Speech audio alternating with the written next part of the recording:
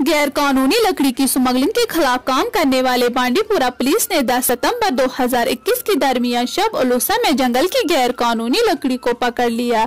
उलूसा में लकड़ी की स्मगलिंग के बारे में एक मखसूस मालूमात पर अमल करते हुए DOS पुलिस हेडक्वार्टर बांडीपुरा की निगरानी में DOS पुलिस पोस्ट उलूसा एसआर शकील अहमद की सरबराही में पुलिस पोस्ट उलूसा की एक पुलिस पार्टी ने इस जगह पर छापा मारा और बड़ी मकदार में नाजायज जंगलात बरामद किए।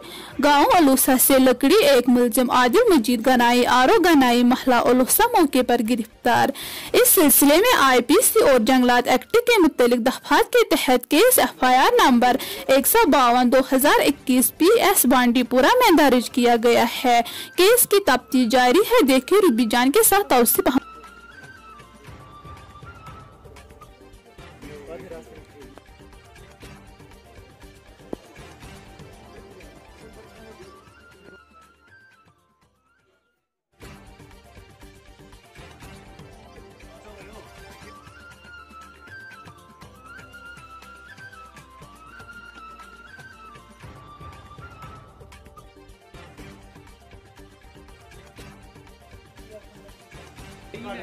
कार्ड करना होता है ना, एक जगह जमा हो जाता है वरंडे पे।